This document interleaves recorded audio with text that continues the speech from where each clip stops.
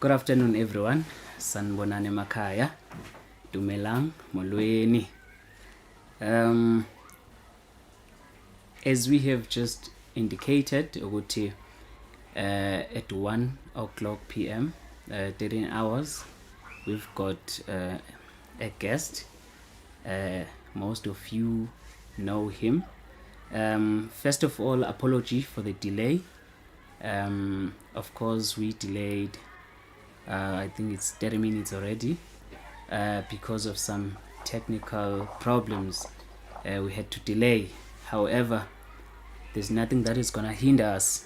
We're going live. We are live already. Thank you so much for tuning in. I know people will be tuning in and bazobona, bazozwa ukuthi sikhuluma ngani. I would like to welcome our guest, umfowethu la. Ngcongo mapholoba kafuze. Mfowethu siyakwamukela. Umoya kakhulu brother. Kunjani kodwa empilweni? Siyaphila mfowethu. Singezwa kunini ukuthi ninjani. Siyaphila. Angazi noma sengeqa umncele ngiyafunda lapha sithi Genesis. Yeah. Okay. I-topic yethu ke njengoba ngangicelile ithi success under God's guidance. Success under God guidance. Okusho ukuthi impumelelo yethu isezandleni zikaMdali, isezandleni zikaNkulunkulu. Abantu abaningi bazofisa ukwazi mhlawumbe isizathu sokuthi why ngikhethe wena. Kodwa lokho mhlawumbe ngizokuchaza later. Okwamanje kubalekile ukuthi sikwazi ukuthi ungubani for formality sake. Just a brief introduction, family history or anything that is necessary for the public to be informed. Yes. Yeah. Igama lami ngokwenza okuhle Ngcobo. Ngiqhamuka ezingolweni ngokuzala. But ngokomsebenzi ngiseThekwini. Ngiphinde futhi ngise eGoli. So ngisendaweni ezahlukahlukene ngomsebenzi. So no abantu bafuna bangibamba inkonzo, bazongibamba inkonzo yabazi mangithola because ngiconfuse enemy ngizo zonke izindawo. So yeah, and ngokufunda ngifunde Mansfield primary school ngakhuphuka ngayofuna isifundo zami matric ngaziqedelela eMthusi. Yeah. Imthusi isezingolweni angithi. Yeah, isePaddock kahle. Oh, ngiyabona isikole. Okay. Yeah, isePaddock. And yeah, abanye abantu abangangazi ngiwele mina. Aw, wele. Ngithu. Uthwi. Hey, amawele ngiyawahlonipha ke because amawele they always analytic. Ayakwazi ukuhlaziya izimo nezinto. Sometimes. Yeah. Sometimes mina ngasho ukuthi ngihlukile mina nomfowethu. Sihlukile kakhulu. So abantu abahlukene that's one amawele wahlele ehambela. Yabona njalo. Yabo umuntu uthanda ukuzazi izinto zakhe nami izinto yami. So sabantu abahlukene kakhulu. Kodwa phela siyazwana usho ukuthi akuzwaniwe. Mbambene igazi uthando sakho. Igazi liyakhuluma. Mhlawumbe kubalekile ukuthi njengoba vele bengishilo ukuthi abanye bethu bayakwazi, abaningi ngingasho njalo bayakwazi, abanye bakwazi ngegama, abanye ngempilo nje, abanye bakwazi ngokomsebenzi. Siyafisa ukwazi ukuthi what are you doing for living? I mean, wenza nje empilweni, and you just brief us on that, and mhlawumbe khona esizocosha lapho ongasiza mina, ongasiza umunye obukele la nolalela. Occupation, yeah, occupation. Ngi-artist. Abanye abantu bangibuka as an actor, but ngivela ku-TV, ngi-celebrate. Cha, angona-celebrate ngi-artist. Abanye abantu abaningi bangazela kwi-theatre because like i-passion yami ikwi-theatre, ngicela kwi-theatre kakhulu. So I do izinto eziningi director was a theater, and while I think June was a director my first short film. Yeah, sisase malungiseleni olokho ukuthi siqale ukuthi sihambe siyongena kwi-production. Yeah. That's Yeah. amazing. That's amazing. Yeah, ngi-act kodwa angithandi ukuzoba ngi-act, ngi-artist. Maybe for curiosity reasons, I just need to know. I mean, I just curiously want to know what is this distinction between being an actor and an artist in your case. I mean, the way you're taking it. An actor, okay, not an artist. The artist, umuntu who is very analytic when it comes to a certain storyline or whatever that person is approaching at that time. So he's very analytic. Amanye ama-actors amaningi, the reason why mina ngithi ngiyazidistance kuwona, I don't have the specific definition yayo, but mina from my side ngithi I'm an artist because izinto ngiyazi-overlook.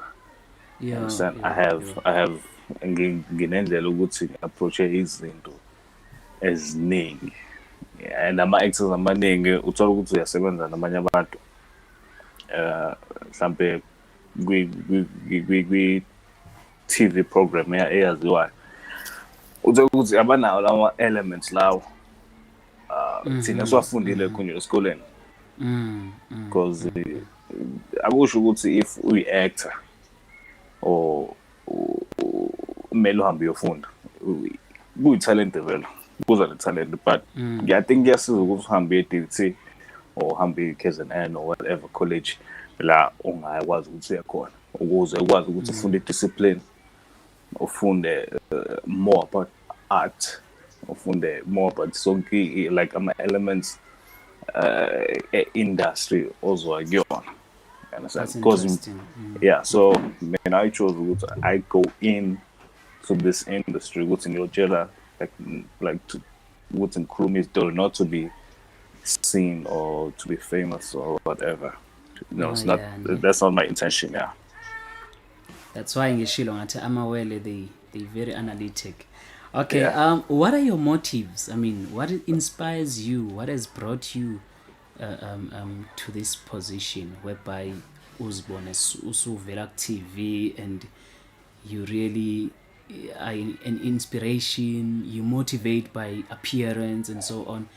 What really motivates you or inspires you to be who you are at this moment as you go forward? Ziningi into ezi-inspire. Okokuqala ngasho ukuthi umama ongizalayo.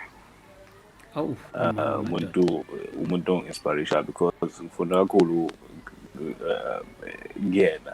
Izinto eziningi ngifunda kakhulu ukuthi okokuqala nje le thing ngithanda ngayo ukuthi she's very strong.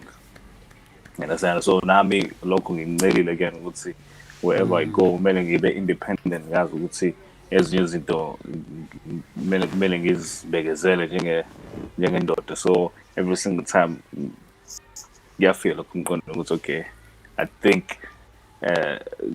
kumele ngibuyele emuva ngithi mamzo cela phela amandla akho, you understand? So yangi-inspire kakhulu. Yangi-inspire kakhulu. Bese-ke kuze kube khona-ke abantu ke sisebenza nabo kwi-industry baningi.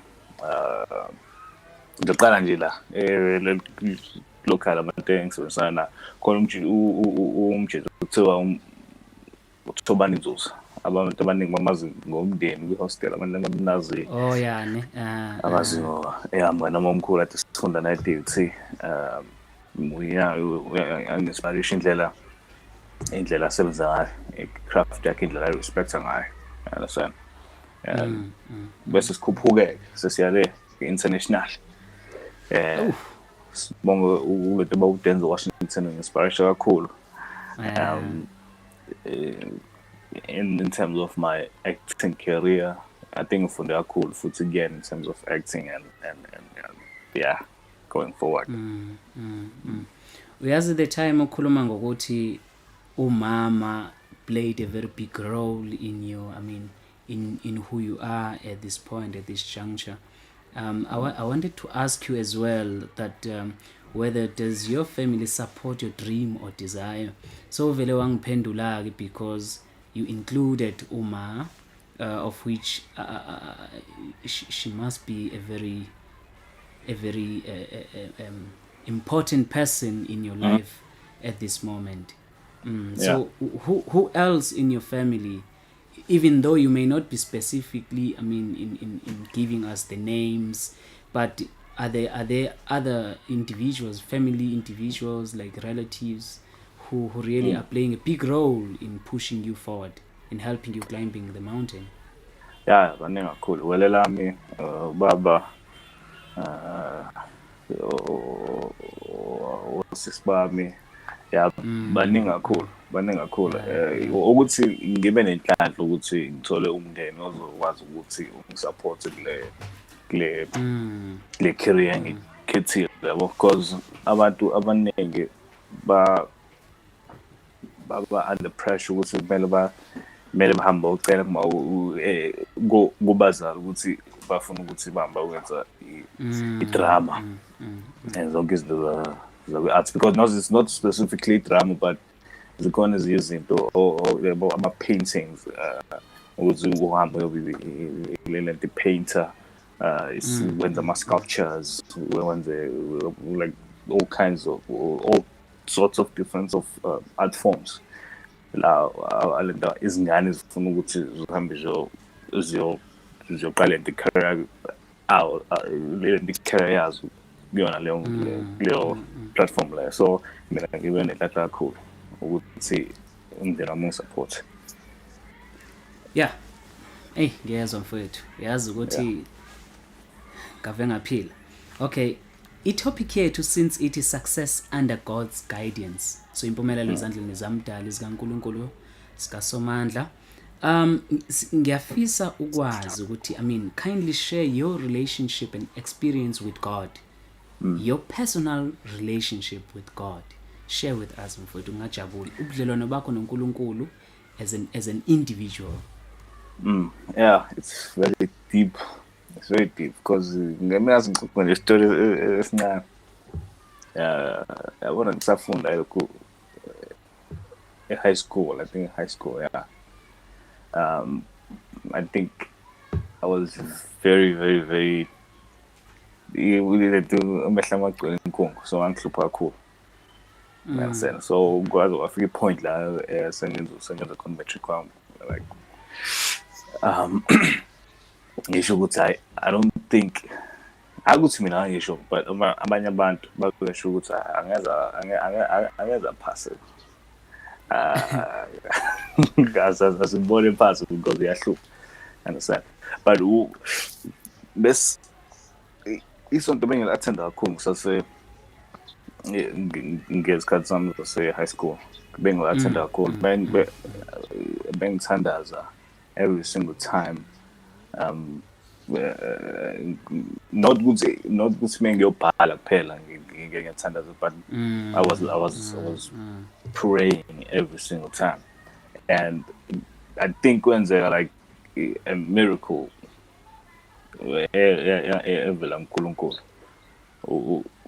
ukuthi ngiphumelele ngale ndlela engaphumelela ngayo lokhu nje high school, you understand? So angazi, but relationship yami noNkulunkulu, it's very deep. You understand? It's very deep. I'm not gonna sugarcoat ukuthi kanjani. Mina ngicela umuntu oyena ngithanda izinto zami ngizenza ngendlela yami. You understand? Yonke into engi-approach ngendlela yami. Angifuni ukuthi ngifuna ukubuka or kanjani, but I was very grateful ukuthi if I know for the fact that if you pray and you believe in everything that you believe in, kuyakusebenzela lokho. So i-relationship yami noNkulunkulu is very deep. esikoleni kwi-theology mangifunda sathi masifunda senza i-Trinity ukuthatha okucabuleyo sathi indlela yokuthatha uNkulunkulu Baba God the Father khona abantu abamthatha as the father i-personal biological father ikwi-relationship enjalo whereby umthatha njenganobaba straight ubaba uMapholo ubaba wakho okuzalayo noma ubaba uNgcongo ubaba wami everything oyicelayo kuyena uma ucela uxolo uma umncenga uma ukhuluma naye you take him as a father yabona bese kwathiwa kukhona okunye kumthatha as if he is a security guard ngoba uyamsaba with some elements of fear, some aspects of fear. So in your case ku relationship yakho because you have told us ukuthi it deep ngalendlela ukuthi it's even difficult to elaborate on that. So do you take him more as a father figure or more as a umuntu okumele umsabe umvele inqangi uyabona umuntu owazi ukuthi he punishes if you go astray or if you do bad, you understand? Ngicela ukunikeze lapho nje ukuthi kwi experience yakho who is God? Experience yami uNkulunkulu umvele inqangi ngiyamsaba because kwi journey yami ungayide kakhulu and mina ke kulomuntu othi mebhekile into situation mhlawumbe izinto zitshekile ngikwazi ukuthi angazi mhlawumbe angizinaki or but I ukuthi ngi-ignorant ngale situation engihlangabezana nayo angikho ignorance phela ukuthi ngithi ngiyazi ukuthi khona umuntu ohamba nami so ngiyawa ngiphinde ngivuke angikunaki ukuthi ngiwile but nginaki ukuthi ngivukile understand and uNkulunkulu is playing a very huge role as umveli nqangi, not as a father but as umveli nqangi. And I don't take that for granted. For try ngiyakuzwa and ngibeka kahle lokho no ukubeka kahle because ngiyazi ukuthi when I speak on that in that sense it's very deep, it's mysterious so to say, and omunye umuntu wouldn't easily understand. Uyabona ukuthi uquota uMandoza the late, may his soul rest in peace, ukuthi indoda ingawa namhlanje kusasa iphinde ivuke. Ngikuthandile lokho. Now omunye umuntu uzozibuza ukuthi because uyasebenza uvela ku TV, we see you on YouTube, on social media, all over. Omunye umuntu uzobuza ukuthi how do you balance your current hectic schedule and spiritual life? For instance, do you still go to church? Do you still pray? Do you still read the Bible as you used to do? Uma ngaba umama uNgcobo useduzane kwakho ekhaya ezingolweni usakwenza lokho obuhlezi ukwenza ukuthi uma usegoli ubheka isonto lamakatholika around uattend uma usithola isikhathi ubheka isonto lamakatholika eThekwini, wherever you go you make sure at least if you've got time on Sundays uye emiseni ngoba uyikatholika. Do you still have that time? Isikhathi sikhona ukuthi ngiwenze wonke lokho but ukhuluma iqiniso kade ngagcina esontweni. Asikho isizathu but mengisekhaya uma uhlele ngiyathandaza ngaso sonke isikhathi. Ngihlala ngithandaza lento ingelosi inkosi ngo 12 o'clock because ngihlale ngicuphe i-alarm efonini yami so but bese ngade agcine esontweni khuluma iqiniso elimsuku. Honesty. So and ekhaya mesifikile uma sithanda zilosali Yes. senza like izinto zasesontweni kumele sizenze ngendlela emele zenziwe ngayo. So lokho akushintshanga phela uku-attenda. Akushintshanga lokho. Okay. The reason why ngibuza lo mbuzo mfowethu, it's because I've seen myself ngimdala, angizoyisho age yami, approach calendar ukuthi abantu abaningi, I'm not generalizing, uma ngaba successful, izinto zihamba kahle, they seem to be approaching the zenith of the mountain, they forget the church, they forget God, they forget and so on. Abasathandazi, umuntu ba busy. So ukuba busy comes first than church and God, yabo. That's why ngibuza lo mbuzo, because I really wanted to hear, since ngiyi-Catholic and most here ababukile nabezwayo are Catholics, ukuthi even if usuphezulu ngempilo, impilo angathi ihamba kangcono, but still ukhumbula izinto ezibasic, ingelosi yenkosi njengoba usho, you still praying ngo-12 ucuphe alarm, uthandaza ingelosi yenkosi, and uma would be very happy to hear that and abantu abadala nje, priests, religious people would be happy ukuthi umuntu kule sigaba okusona, kule stage okusona, still usacuphe alarm, athandaza ingelosi, still usathi mayisekhaya enze sure ukuthi they gather together as the family, pray and so on, usenza lezinto abezenza ekhula. So ngiyajabula ukuzwa lokho, and abaningi I'm sure bayajabula ukuzwa lokho.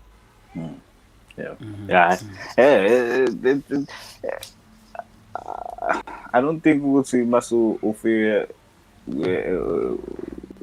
esigabeni sokuthi uyasebenza manje, noma uthi umsebenzi owenzayo mele neglect ezinye izinto, but as ukhula sinama-views ahlukahlukene empilweni, so let umuntu uyashintsha ngomqondo, ufisha akekho umuntu ongacontrol lokho, kuse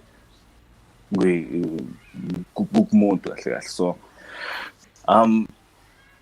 mina it's not ukuthi there is a, njengoba ngisho ukuthi there is no reason ukuthi ingayisontweni, you understand, but I still communicate noNkulunkulu ngaso sonke isikhathi. I think mhlampe I just need motivation ukuthi ngihambe esontweni, alright, but ile disconnection yami noNkulunkulu and with ukuba Catholic ayikho into eshintshe. Nothing has changed. You're still a Catholic, you're still a very dedicated individual. Yes. So manje, what is dangerous to the youth of today according to you? Yini ingozi mhlawumbe into engaba ingozi kuthina njengabantu abasha go 21st century, go 2021 during COVID-19? I mean at this point of time. Ingozi kanjani? For instance, definitely COVID noma. No. I know my question is somehow ambiguous, I know. I mean, ubungozi, for instance, scarcity, mhlambe peer pressure. Peer pressure, yeah. Okay, or maybe I wouldn't elaborate more on alcohol, drugs, maybe social media. Yeah. Ilento ukuthi siyacabanga ukuthi khona esingi-understandile abantu bacabanga ngendlela ehlukahlukene empilweni. So abanye abantu, for example, ingane eziningi mesuka emakhaya seziqeda umatric sezihamba zivasithi, ufika kukhona abantu abaphuma emindenini ehlukahlukene abakhuliswe ngendlela ehlukile neyakho. You understand? So lapho melo uzazi khona ukuthi ume kuphi, because izinto ezi-dangerous, of course it's peer pressure, and nanokuthi if when you're trying to be cool or to look cool ebanganini bakho to prove a point or to try and say, okay, Navi, if ulona ulento perfect or uxolani bemitsango, it looks cool. Nami bese ngebemitsango. If we phuza utshwala, nami phuza utshwala. But at the same time, you have to have a choice. You have to have ungaveli wenza into nje ungazi ukuthi yenzelani. Understand? Because mina from my side, I don't think utshwala bumbi, but abantu babenza ukuthi utshwala bube bumbi ngendlela abangakwazi ukuzicontrola ngayo basebenza izinto. So i-peer pressure idlala indima enkulu, specifically if uzophuma elokhunja e-matric besihambele elokhunja e-varsity, because uhlangana nabantu ongabazi, yabo, and then bese babize ngabangani. Of course ama-relationship ayabuilda lapho la wonke into, but akusho ukuthi lahla izifundiso or imfundiso osuka nayo kuyena. Mina I think imfundiso yasekhaya isahle mina because ngenza izinto of which bengizifundiswe ekhaya. But of course khona izinto engizenza, but ngiyazi ukuthi ngama-limitations abo. Ngiyazi ukuthi ngibheke kanjani kulezo zinto lezi engizenzayo. So umuntu angenzeli into because ukuthi ngifuna ukukhunja ukufana noThobani, ngifuna ukufana noThemkosi, cha, angikwenzi lokho. So it means you've got purpose, because umuntu one vision nephupho with dreams, longings and desires. Yeah. So whatever you do, you remember where you're coming from. Whatever you do, you remember who has sent you. I mean, the reasons behind, the motives, the inspirations that make who you are at this moment. So it means when what you value and cherish imfundiso zabazali, ukuthi akumele sizilahle noma ngathiwa sokuphi nempilo, ukuthi uhlala eNamibia, uhlala eGoli, Cape Town, wherever you are, even abroad, but you still keep izimfundiso zogogo nomkhulu nabantu nje sithi masikhona kuthiwe mfana kaNgcongo usayibambile. Understand? Yeah. No, I get your point. Ukuthi sibambelele kwizimfundiso. Yeah, because iyona danger enkulu una wonke ama-dangers akhona emhlabeni, i-peer pressure, ukuthi uzama ukuprove i-point kahle. Umuntu uprove i-point iba wena. Ungaprove i-point because ungaphuzi because kuphuza umngane wakho. Ungajontshi because ujontshi umngane wakho. Enza into ephuma kuwena, esuka kuwena. Understand? No, I angipromote ukuthi mabamba ontshontshe yaba. Sizoboshwa mina nawe. Yeah. Okay. Nokuthi ke bengifisa ukwazi, we're approaching the end of our discussion, but we've got just few things to discuss briefly. Ngifisa ukwazi ukuthi maybe how do you encourage your fellow Catholic youth, young people, especially ngoba bokhona kubantu abasha, siyakwazi kwi-Diocese yaseMzimkulu, siyakwazi St Paul, uyabona bosekhwezini, and isikhule nawe besikubona nakuyimvuselelo, imicimbi ye-Diocese and so on. I think kumele ngikusho lokho ngikuhlebe kodwa publicly, uyabona. Imagine I gossip but publicly ukuthi enye yezinto ozothi uma ngaba ubuya wena lapho ubuyela kwi-Diocese manje uvakashile noma ugodukile kangiyibeka kanjalo ngoba wala ekhaya, kukhona izinto ozoziqaphela ukuthi there is a decline kwi-youth ebandleni lethu kwi-Diocese, because bayahlehla due to different reasons we may not judge. However, ukuhlehla kwabo would disappoint umuntu ofana nawe who was there ngesikhathi sakho. Yakhumbula ngesikhathi sethu sikhulu kwi-youth kubantu abasha nakwemhlanganweni ukuthi we always tried ukuthi we shine wherever we are, yabona. So Yes. How do you encourage labo abahlehlayo nabawile inverted commas nabawile abayingxenye yabantu abasha kwi-diocese ukuthi what is your word to them? Ngoba ngempela bakhona abantu sebehlehla ngenxa yezimo, but manje we really need them back, yabo. So bake bayizwe le ndaba kubhuti wabo omdala ovela ku-TV. Yo, into ebalulekile because right now I think kubalulekile ukuthi sibe united. Izingane I think ukuthi zibe motivated when it comes, especially as Kasamari, because learning from the experience of COVID-19. It can be said ukuthi anything can happen.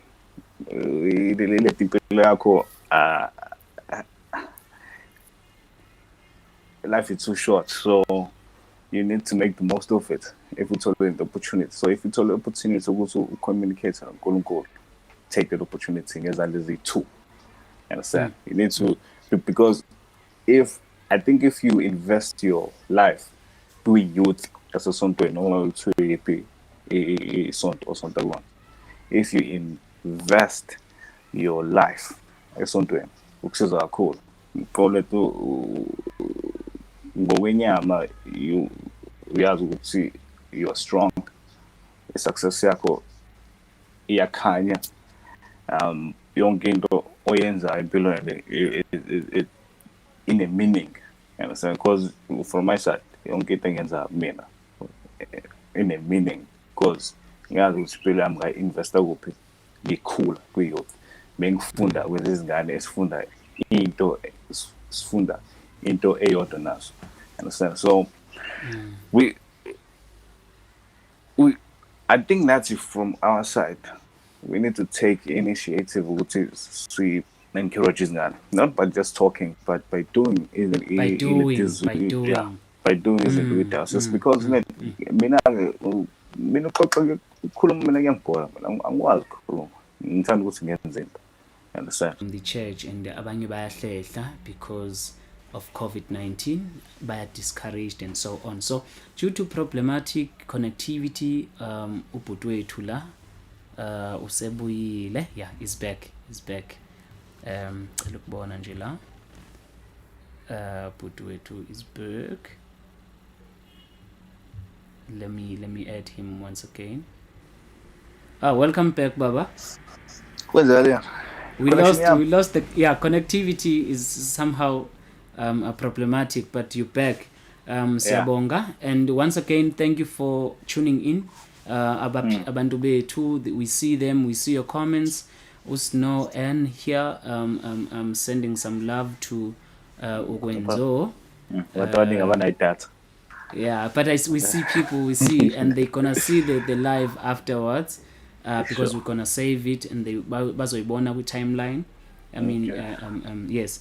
Ubusochaza la ngendaba yokuthi kumele sibambelele okholweni, even if despite the COVID-19 pandemic, we really should keep the going. And also bengizobuza futhi ukuthi kulabo abafuna give up with various challenges, what should they do? Mhlawumbe ungasinikeza nalapho.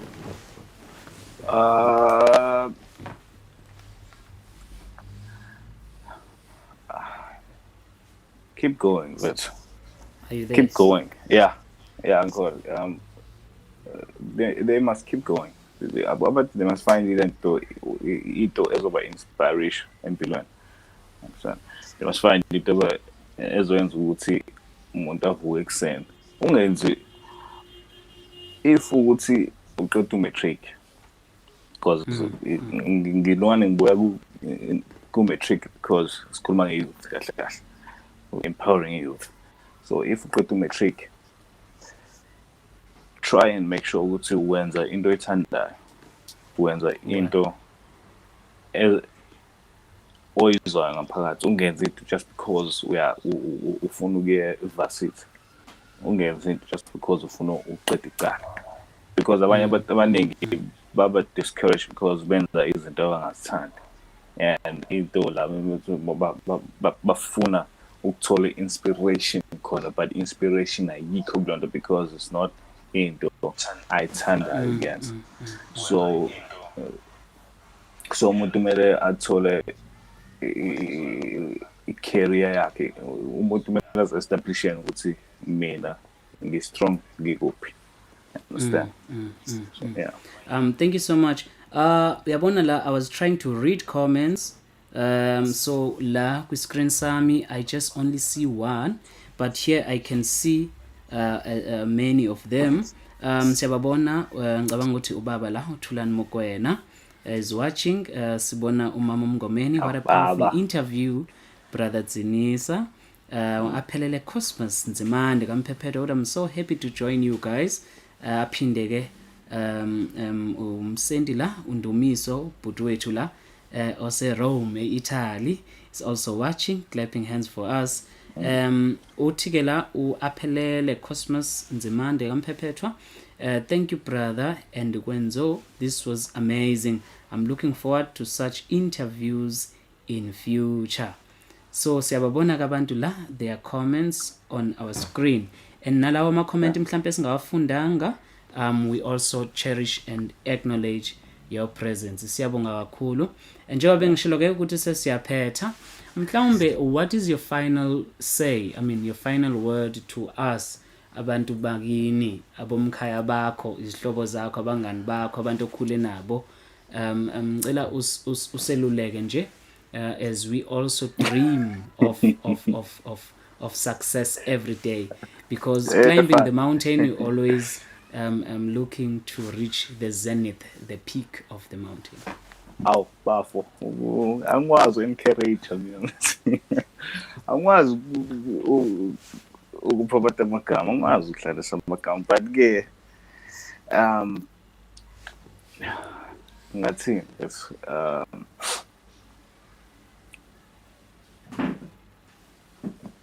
into engifisa ukisho ukuthi njengoba sesiqalile, because uhambo sesiqalile there now, so I think we need to try and encourage a youth, especially young asekhaya, in terms of isonto, in terms of impilo nje iyonke. So I think it's our duty ukuthi siba encourage, sibasize bakhuphule bafike la bafuna ukufika khona. Yeah, anginawo amazwi kahle engawasho. No, that's enough, because igama lilodwa nje lokuzigqugquzela wena ugqugquzele nabanye. That's why I always believe you are motivated to motivate. Okusho ukuthi lokho kusize wena kumele kusize nabanye. That's why ngithi mina you have mentioned a very important point previously before sibe a problem of, I mean the technical connection problems. Ukuthi uthe unity is important for our people. Abantu abasha kakhulu. Unity is important. And also wakhuluma okunye la sasiphetha, ukhulume okunye la wathi you don't believe in more on talking but on doing. Izenzo zabapostole means acts of the apostles. Okusho ukuthi kwenza izenzo. Okay, kwenzo. Izenzo. It's more on doing than on saying. So it's more on action than words. And in Latin they would say acta non verba, not words but action. So yes. I'm happy ukuthi ukuba nawe, and siyajabula kakhulu just to see you on the screen, ukuthi usasithanda, the fact that you have accepted our request willingly, freely, and with humility, because you are very humble gentleman, and you're very cool, I know, and udaliwe ngikwazi personally ukuthi unjani, and ngiyethemba futhi ukuthi ngale live interview ababonayo nababukile nabezwayo bazabona ukuthi even one of our own usehambile ngempela kwi life and is still moving forward. And mina ngiyena umuntu we-TV, but immediately when I heard that you appearing on the screen, I made sure ukuthi hayibo ngeke phela umkhaya ngombuki phela ngiyamazi uyabona. So izinto ezinjalo ziyasenza nathi ukuthi zisakhe, even ngingekho eMzansi ngikwamanye amazwe. I really feel very delighted, ngijabula ukuthi hawu uyazi umfowethu lapha esasinaye emhlanganweni, umfowethu esasinaye kubantu abasha oseperishine ukuthi wenza kanje. Ingakho kuthiwa nawe Umzimkulu omncinyane, okusho ukuthi sikhushulwa yilokho mfowethu, siphakanyiswa yilokho. Nawe uma ngaba uwazi uvela ku TV wazi ukuthi siyakusupporta lapho sikhona. We may not tell you or inform you of our support, but always know ukuthi hayibo khona abantu abangishayela izandla lapho bekhona. So thank you so much kubo bonke abantu ababukile la nabezwayo. Please kindly share this live with everyone on your Facebook channels, and also on YouTube. And also thank you so much to our bishop for giving us this opportunity ukuthi sisebenzise i-page personal account yakhe ukuze si share la mazwi lawa. Anything from you before we close? Ngibonga kakhulu kwena mfowethu ku-inviter phinde futhi because it feels like a reunion ngokwesingisi. Ngibonga umbishop ngokuthi as host. Now was host when you host on screen. Bishop produce. Sibonge amakatholika, sibonge abantu abalandela umsebenzi wami. Ngiyabonga kakhulu ukuthi tune in kule interview, and sithemba ukuthi sizosebenza eziningi izinto I think ezizoqhamuka. Okay, thank you so much. And I see ulili lapha othi KWENZO sukuthi naye is one of those watching. So siyabonga kakhulu ngedatha lenu. Umakhelwane uKhisto. Siyabonga kakhulu ngedatha lenu nangesikhathi senu nangothando lwenu nangesupport yenu. uNkulunkulu anibusise niphephe kwe-COVID-19, niphephe ezingozini zomgwaqo. Have a beautiful weekend. Ningakhohlwa ukuthandaza. Usamgundanga.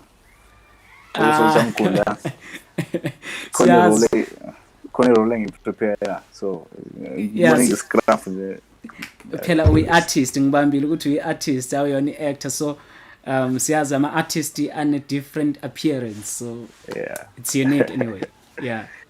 Okay, mfowethu siyabonga kakhulu. uNkulunkulu abe nawe ke akugcine. You have our support and we'll pray for you. Please never forget to pray for us uma ngabe uthandaza ingelosi yenkosi ngo-12, because ngo-12 o'clock wena uthandaza ingelosi yenkosi. Ngibambile lelo ukuthi ucuphe alarm, and make ngakubona online ku WhatsApp ngo-12 o'clock ngizakukhomboza ukuthi ayibi alarm. Okay, ake ngiyabonga ke mfowethu kakhulu. Thank you so much. Thank you. Ngisibonga nakumndeni wakho usiphe isipho esinguwe umama uNgcongo la ikhona nobaba uMapholoba. Siyabonga. Sibonga kakhulu. Okay, thank you. Ake besino mfowethu la KWENZO Ngcobo wasezingolweni who belongs to St. Paul Parish Zingolweni, the Catholic Church, kwi-Diocese yaseMzimkulu. Siyambona ke kuma TV evelile lapha nakuzalo sekuzalo manje.